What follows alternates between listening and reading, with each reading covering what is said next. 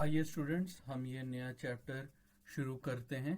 Profit loss and discount, लाभ हानि और छूट। तो इसमें क्या होता है स्टूडेंट्स, कि आपको देखना पड़ता है कि आप कोई चीज़ कितने में खरीद रहे हैं और कितने में बेच रहे हैं। ठीक है, ये सब चीज़ें होती हैं इस चैप्टर में। अच्छा स्टूडेंट्स, वैसे मैं आपको बता दूं, मैं और भी जो वीडियो क्लासेस आप लोगों को करा रहा हूं, तो सब में या कहीं पर भी आपको कोई भी डाउट हो तो आप हमारे डायरेक्ट कॉल फ़ोन नंबर पे कॉल कर सकते हैं या व्हाट्सएप कर सकते हैं। ठीक है, आपकी कोई भी प्रॉब्लम हो या दिक्कत हो, हम उसे देखेंगे और आपकी मदद करेंगे। ठीक है, प्रॉब्लम को सॉल्व करने में। ठीक है स्टूडेंट्स, और मैं एक चीज़ और बता दूं, यहाँ पे आप कोई भी चीज की जो पढ़ाई करते हैं तो मैं उसको बहुत डिटेल, बिल्कुल बेसिक से बेसिक लेवल से ही शुरू करता हूँ। ठीक है, मैं ज्यादा उसको कॉम्प्लिकेट करके नहीं समझाता हूँ। मैं आपको बेसिक एग्जाम्पल से भी समझाता हूँ काफी सारे कंसेप्ट कि आपको अच्छे से समझ में आ जाए। ठीक है स्टूडेंट्स, तो आइए शुरू करते हैं। तो इसमें सबसे पहले देखते हैं कि कॉस्ट प्राइस क्या होता है। तो ये है सबसे पहली चीज, हम कॉस्ट प्राइस देखेंगे या क्रय मूल्य। ठीक है, तो स्टूडेंट्स, कोई भी चीज आपको जो बनाने में उसको जितना खर्चा आता है या खरीदने में जो उसका जितना खर्चा आता है, उसे हम कॉस्ट प्राइस या क्रय मूल्य कहते हैं। ठीक है, तो मान लीजिए कि आपने कुछ खरीदा। मान लीजिए आपने आपने जो है एक कंप्यूटर खरीदा। ठीक है, और फिर उसे आपने 20,000 रुपए में खरीदा और फिर उसे बेच रहे हैं 25,000 में। ठीक है, तो जो आपने खरीदा 20,000 का, तो ये कॉस्ट प्राइस हो गया। ठीक है, उसका आपका वो जो आइटम है कंप्यूटर। ठीक है, तो इसे हम सीपी से लिखेंगे। ठीक है, कॉस्ट प्राइस जो या जो क्रय मूल्य है उसे हम सीपी से लिखेंगे। ठीक है, ये अभी आप डेफिनेशन पढ़ लीजिए, अभी मैं और एग्जांपल देके आपको कराऊंगा। ठीक है, तो और क्लियर होगा। ठीक है, तो ये सेलिंग प्राइस, विक्रय मूल्य का भी हम देख लेते हैं कि अगर हम किसी और को किसी दाम में कुछ बेचते हैं, ठीक है, कुछ सेल करते हैं, तो कितने में उसे बेचा उसे सेलिंग प्राइस बोलते हैं। ठीक है, इसे हम एसपी में लिखेंगे। ठीक है, तो स्टूडेंट्स, इस पूरे क्लास में मैं कॉस्ट प्राइस, क्रय मूल्य को सीपी में करके लिखूंगा, और जो सेलिंग प्राइस है, विक्रय मूल्य, उसको एसपी में करके लिखूंगा। ठीक है स्टूडेंट्स, तो आइए कुछ एग्जांपल्स देखते हैं। तो स्टूडेंट्स, आइए एक एग्जांपल देखते हैं। ठीक है, उससे समझते हैं और अच्छे से। तो यहाँ पे मान लीजिए 3 लोग हैं, राहुल, अजय और सनी। ठीक है, तो राहुल जो है वो अजय को कुछ बेचेगा और अजय जो है वो सनी को कुछ बेचेगा। ठीक है, तो आइए देखते हैं, ये छोटी सी एक कहानी देखते हैं। तो स्टूडेंट्स, ये जो राहुल है, ये मार्केट से 10 रुपए का पेन खरीदता है। ठीक है, पेन यानी कि कलम जिसे हम कहते हैं। ठीक है, तो पहले ये राहुल अपने पास एक पेन खरीद के ले आता है मार्केट से। ठीक है, ठीक है, और फिर ये अजय जो है इस राहुल से यही पेन 12 रुपए में खरीद लेता है। ठीक है, मतलब राहुल जो है बेच देता है वो पेन अजय को। ठीक है, और अजय राहुल से खरीद लेता है। ठीक है, अब फिर अजय क्या करेगा, अजय अब इसी पेन को जो है सनी को बेचेगा। ठीक है, यानी कि सनी जो है अजय से खरीदेगा यही पेन। तो सनी जो है 11 रुपए में अजय से यही पेन खरीद लेता है। ठीक है, 11 रुपए में। तो स्टूडेंट्स, आइए देखते हैं। तो ये जो पूरा हुआ, राहुल ने अजय को पेन बेचा, फिर अजय ने सनी को पेन बेचा। ठीक है, तो सबके लिए कॉस्ट प्राइस और सेलिंग प्राइस क्या क्या हुआ। ठीक है, तो सबसे पहले राहुल का देखते हैं। तो राहुल तो मार्केट से जाके 10 रुपए में खरीद के लाया था पेन, है ना। तो इसके लिए कॉस्ट प्राइस जो है 10 हो गया। ठीक है, और फिर इसने जो है कॉस्ट प्राइस यानी कि क्रय मूल्य, ठीक है, 10 रुपए हो गया। और फिर इसने यही पेन अजय को बेच दिया था कितने में, 12 रुपए में। ठीक है, तो विक्रय मूल्य 12 हो गया।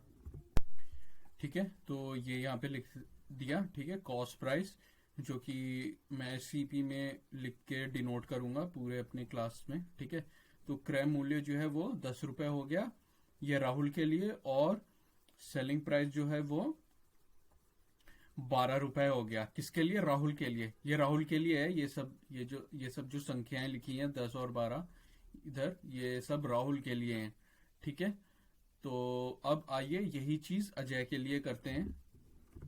अब क्योंकि अजय ने 12 रुपए में खरीदा था ये पेन राहुल से, ठीक है, तो कॉस्ट प्राइस क्रय मूल्य अजय के लिए 12 हो जाएगा। ठीक है, और अजय ने यही पेन सनी को 11 रुपए में बेचा था। ठीक है, तो सेलिंग प्राइस विक्रय मूल्य 11 रुपए हो जाएगा अजय के लिए। ठीक है, तो स्टूडेंट्स आप देख सकते हैं किसी के लिए कॉस्ट प्राइस जो चीज होती है वही दूसरे आदमी के लिए वो सेलिंग प्राइस होती है। ठीक है, ऐसा होता है। ठीक है, तो ये आपको ध्यान रखना है। ठीक है, कि किसकी बात हो रही है, तो उसी इंसान के हिसाब से, ठीक है, हमें कॉस्ट प्राइस या सेलिंग प्राइस देखना होता है। ठीक है, अब यही चीज कॉस्ट प्राइस क्रय मूल्य और सेलिंग प्राइस विक्रय मूल्य, यही चीज सनी के लिए हम लोग लिख लेते हैं। ठीक है, ठीक है, तो सनी ने कितने 11 रुपए में खरीदा था। ठीक है, ये पेन अजय से, तो सनी के लिए जो कॉस्ट प्राइस क्रय मूल्य होगा वो 11 रुपए होगा। अब स्टूडेंट सनी ने तो किसी और को बेचा नहीं, ये पेन इसी के पास रह गया, तो सेलिंग प्राइस है ही नहीं, सनी के लिए ये चीज है ही नहीं। ठीक है, वो अगर किसी और को पेन बेचता तो फिर हम उसके हिसाब से लगाते ना कि सेलिंग प्राइस विक्रय मूल्य क्या है। ठीक है, तो सनी के लिए केवल और केवल कॉस्ट प्राइस है, क्रय मूल्य है। ठीक है, 11 रुपए का। तो स्टूडेंट्स आई होप आपको ये समझ में आया होगा। ठीक है, तो आइए और कुछ चीजें देखते हैं हम। तो स्टूडेंट्स ये देखते हैं प्रॉफिट या लाभ कब होता है आपको। ठीक है, मान लीजिए जब आप कोई भी चीज बेचते हैं ज्यादा रुपए में, और जबकि वो चीज आपने खरीदी हुई थी कम रुपए में। ठीक है, तो जब आपका सेलिंग प्राइस विक्रय मूल्य ज्यादा होता है कॉस्ट प्राइस से, क्रय मूल्य से, तो आपको प्रॉफिट होता है, लाभ होता है। ठीक है, SP is more than CP. ठीक है स्टूडेंट्स, ये तो काफी आम जिंदगी में ये तो आपको पता ही होगा। ठीक है, मान लीजिए आप पेन खरीद के ला रहे हैं 10 रुपए का और उसे बेच रहे हैं 12 रुपए में, तो आपको प्रॉफिट या लाभ कितने का होगा? 2 रुपए का होगा। ठीक है, तो ये कैलकुलेट कैसे होता है? प्रॉफिट कैलकुलेट कैसे होता है? प्रॉफिट जो होता है एसपी माइनस सीपी को करके हम निकालते हैं, ये इतने रुपए आता है। ठीक है, ये प्रतिशत नहीं है स्टूडेंट्स। ठीक है, परसेंटेज का अलग फॉर्मूला होता है, वो मैं अभी लिखूंगा। ठीक है, तो ये चीज जो है प्रॉफिट हमें कैलकुलेट करके बताती है। ठीक है, आइए अब प्रॉफिट परसेंटेज कैसे होता है कैलकुलेट, ये अब लिखते हैं नेक्स्ट। तो अगर हम प्रतिशत निकालें, ठीक है, प्रॉफिट का या लाभ का, ठीक है, तो ऊपर एसपी माइनस सीपी आता है और नीचे जो है सीपी आता है। ठीक है, कॉस्ट प्राइस क्रय मूल्य। ठीक है, इसका आपको बहुत ध्यान रखना है स्टूडेंट्स। ठीक है, वो इसलिए आता है नीचे सीपी, इसलिए आता है, ये मैं वजह भी आपको बता दूं, क्योंकि आप जो अपना प्रॉफिट सोचते हैं दिमाग में, ठीक है, कि भैया मैं ये चीज इतने में खरीद के लाया था और मेरा इतना प्रॉफिट हो रहा है, तो वो आप जितने में खरीदते हैं वो चीज उसका ध्यान में रख के आप प्रॉफिट या लाभ सोचते हैं, है ना, कि भाई मैं इतने में लाया था, मान लीजिए मैं 10 रुपए में ये पेन लाया था और मैंने इतने में बेचा, तो मुझे कितना लाभ हुआ। तो आपके दिमाग में सबसे पहले कॉस्ट प्राइस ही आता है। ठीक है, कि भैया मैं तो 10 रुपए में खरीद के लाया था। ठीक है, तो इसलिए कॉस्ट प्राइस के रिलेटिव होता है प्रॉफिट परसेंट। ठीक है, और तो वही मैंने जैसे बताया, ऊपर तो एसपी माइनस सीपी होगा और नीचे सीपी होगा। ठीक है, और पूरे को 100 से गुणा करना होगा और प्रतिशत। ठीक है, तो ये जो है प्रतिशत निकालने के लिए, प्रॉफिट या लाभ का प्रतिशत प्रॉफिट परसेंटेज निकालने के लिए है, और ये वाला फॉर्मूला सिर्फ प्रॉफिट निकालने के लिए, रुपए में कितने रुपया प्रॉफिट हुआ। ठीक है, इसमें परसेंटेज का चिन्ह नहीं आएगा स्टूडेंट्स। ठीक है, परसेंटेज का चिन्ह सिर्फ इस वाले इसमें आएगा, ठीक है। तो इसी तरह हम अगला देखते हैं लॉस, ठीक है। लॉस के बारे में देखते हैं, हानि कब होती है हमें, ठीक है। आइए अगला हम वही देखते हैं।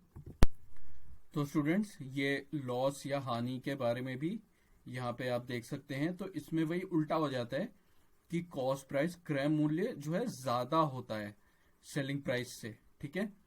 क्रय मूल्य जो है ज्यादा होता है विक्रय मूल्य से, ठीक है। CP is more than SP, ठीक है। तो अगर आप लॉस या हानि निकालेंगे, ठीक है, रुपए में, ठीक है, ये वाली चीज प्रतिशत में नहीं है स्टूडेंट्स, ठीक है। ये वाली चीज या ये वाली चीज प्रतिशत में नहीं है। सिंपल आप निकाल लें कि कितने रुपए में मेरा प्रॉफिट हो रहा है यहाँ पे, या यहाँ पे आप निकाल लें कितना रुपए मेरा लॉस हानि हो रही है, ठीक है। तो उसके लिए आपको क्या कर देना होता है, सीपी माइनस एसपी कर देना होता है, क्रय मूल्य माइनस विक्रय मूल्य कर देना होता है, ठीक है। वो इसलिए करना पड़ा क्योंकि इसमें सीपी बड़ा हो गया ना, सीपी बड़ी संख्या हो गई, तो बड़ी संख्या माइनस छोटी संख्या होगी, ठीक है। अब ऊपर प्रॉफिट लाभ में एसपी बड़ी संख्या थी, तो इसलिए बड़ी संख्या एसपी माइनस छोटी संख्या सीपी हो रही थी, ठीक है। अब वापस नीचे यहाँ लॉस हानि हमने देख लिया। फिर यहाँ पे लॉस हानि का प्रतिशत, अगर परसेंटेज कैलकुलेट करना है तो वैसे ही करना पड़ेगा। ऊपर सीपी माइनस एसपी होगा और नीचे इसमें भी सीपी आएगा, ठीक है, क्रय मूल्य आएगा नीचे, कॉस्ट प्राइस आएगा नीचे, ठीक है, पूरे को इंटू 100 और फिर इतना प्रतिशत, ठीक है। तो स्टूडेंट्स, इसमें भी आपको ध्यान रखना है कि नीचे जो है सीपी आता है, कॉस्ट प्राइस या क्रय मूल्य। तो आप लॉस भी जब आपको होता है, हानि भी होती है, तो भी आप उसमें भी कॉस्ट प्राइस का सोच के दिमाग में सोचते हैं कि भाई मैं इतने में खरीद के लाया था और मुझे इतने का लॉस हो गया। तो भाई आपके दिमाग में वही कॉस्ट प्राइस के रिलेटिव आप निकालते हैं लॉस हानि, तो इसलिए नीचे कॉस्ट प्राइस ही आता है। तो स्टूडेंट्स, ये जो कहानी जो हम लोग थोड़ी देर पहले देख रहे थे, ठीक है, कि राहुल ने अजय को बेचा, अजय ने फिर सनी को बेचा, ठीक है। तो आइए इन सब में हम कैलकुलेट करते हैं कि किसका कितना प्रॉफिट हुआ, या अगर लॉस हुआ है तो किसका कितना लॉस हुआ है, ठीक है। तो सबके लिए प्रॉफिट या लॉस हम कैलकुलेट करके देखते हैं, ठीक है। तो ये प्रॉफिट या लाभ अगर हम निकालेंगे, ठीक है, तो selling price minus cost price निकाला जाता है, ठीक है। विक्रय मूल्य माइनस क्रय मूल्य, ठीक है, जो कि 12 माइनस 10 करेंगे, जो कि 2 रुपए आ गया, ठीक है। तो प्रॉफिट या लाभ जो होता है वो रुपए में यहां पे आ गया, ठीक है। ये चीज प्रतिशत नहीं है स्टूडेंट्स, ठीक है। प्रतिशत हम अलग से नीचे यहां पे निकाल रहे हैं, ठीक है। प्रॉफिट प्रतिशत या लाभ का प्रतिशत कितना हुआ, वही सेम फॉर्मूला लिखा है मैंने, जो अभी कुछ देर पहले मैंने बताया था। एसपी माइनस सीपी को सीपी से डिवाइड करना होता है इनटू 100। तो एसपी माइनस सीपी ऊपर है, तो ऊपर क्या हो गया, 12 माइनस 10 हो गया, ठीक है, जो यहाँ पे लिख दिया, ठीक है। और नीचे जो है कॉस्ट प्राइस जो कि क्रय मूल्य था वो 10 लिख दिया और इंटू 100। तो इस पूरे को जब आप कैलकुलेट करेंगे तो 20% आएगा। तो यहाँ पे अब आपको प्रतिशत का चिन्ह लगाना है, ठीक है, परसेंटेज का सिंबल यहाँ पे लगाना है, ठीक है। तो जो राहुल है, ठीक है, उसको आप साफ साफ देख सकते हैं कि प्रॉफिट हुआ 2 रुपए, ठीक है, लेकिन प्रॉफिट परसेंटेज की बात करें, लाभ कितना प्रतिशत हुआ, 20%, ठीक है। वही चीज अब हम अजय के लिए देखते हैं। तो स्टूडेंट्स, यहां पे क्या हुआ कि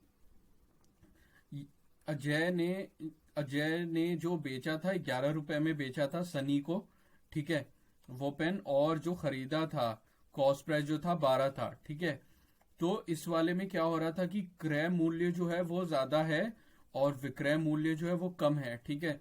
तो जब ऐसा होता है तो लॉस होता है, ठीक है। तो अजय को लॉस हानि कितने की हुई, तो इसमें तो सीधा सीधा आपको हमेशा बड़े से छोटे को माइनस करना होता है, बड़ा माइनस छोटा करना होता है। तो बड़ा जो है वो कॉस्ट प्राइस है, क्रय मूल्य, तो 12 यहाँ पे आ गया, और छोटा जो है वो विक्रय मूल्य है, सेलिंग प्राइस, ठीक है। तो इसलिए 12 माइनस 11 हो गया, तो 1 रुपए का लॉस हुआ, ठीक है। अजय को ₹1 का लॉस हुआ, हानि हुई, ठीक है। अब इसका प्रतिशत निकालते हैं, लॉस प्रतिशत यानी कि हानि की प्रतिशत, कितनी हानि हुई उसका परसेंटेज निकालते हैं, ठीक है। तो इसका ये फॉर्मूला होता है स्टूडेंट्स, तो सीपी माइनस एसपी, ठीक है। यहाँ पे ये आगे पीछे हो जाता है, ठीक है। प्रॉफिट में पहले क्या आता था, एसपी, ठीक है, लेकिन लॉस में सीपी आता है। वो इसलिए आता है क्योंकि सीपी बड़ा है ना एसपी से, ठीक है। क्रय मूल्य ज्यादा है विक्रय मूल्य से, ठीक है, तो इसलिए सीपी माइनस एसपी हो गया।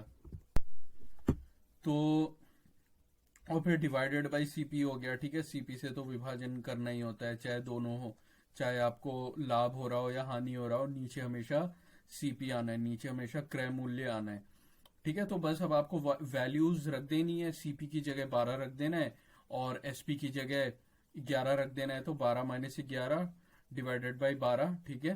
तो इस पूरे को जब आप कैलकुलेट करिएगा तो 8.33% आएगा, 8.33%, ठीक है। तो इतना जो है वो अजय को हानि हुई। तो इधर हम लोग देख सकते हैं कि राहुल को जो है प्रॉफिट हुआ था, ठीक है, मुनाफा हुआ था राहुल को, ठीक है। क्योंकि उसने जो पेन जो है वो ज्यादा में बेचा था, ₹12 में बेचा था, और जबकि उसने कम में खरीदा था, ठीक है। तो उसको प्रॉफिट हुआ था राहुल को। लेकिन इस तरफ हम देख रहे हैं कि अजय को लॉस हुआ है, ठीक है, उसका नुकसान हुआ है अजय का, क्योंकि उसने कम में बेचा, ₹11 में बेचा, और जबकि अजय ने राहुल से ₹12 में खरीदा था वो पेन, ठीक है। तो आप ये दोनों चीज देख सकते हैं। अब यहाँ पे सनी की अगर बात की जाए, ठीक है, तो सनी ने अजय से ₹11 में खरीदा था, लेकिन इसने बेचा तो है ही नहीं अभी, ठीक है, किसी को भी। तो इसमें अभी प्रॉफिट या लॉस तो अभी हम कैलकुलेट नहीं कर सकते, ठीक है, इसमें ये निकाला नहीं जा सकता है, ठीक है। वो तो तब होगा ना जब वो किसी को बेचेगा, तभी तो हम देख पाएंगे कि भाई उसका सेलिंग प्राइस क्या है और या विक्रय मूल्य क्या है ना। तभी तो हम लॉस या लाभ या लॉस या प्रॉफिट हम निकाल पाएंगे, है ना। तभी तो हम लाभ या हानि निकाल पाएंगे, है ना। तो सनी ने तो बेचा ही नहीं है किसी को। तो स्टूडेंट्स ये आप अच्छे से एक बार और गो थ्रू कर लीजिएगा, ये वाला ये जो है शॉर्ट स्टोरी, ठीक है, इससे आपको समझ में आ जाएगा। तो हम जो हैं ये डिस्काउंट की बात हम आगे करेंगे, ठीक है, आने वाले क्लासेस में करेंगे। तो ठीक है फ्रेंड्स, अब मैं आपको एक चीज़ और बता दूं कि आपको कभी भी दिक्कत हो किसी भी कंसेप्ट को समझने में, तो आप हमारे नंबर पर डायरेक्ट कॉल या व्हाट्सएप भी कर सकते हैं, ठीक है स्टूडेंट्स। तो फिर मिलते हैं, थैंक यू।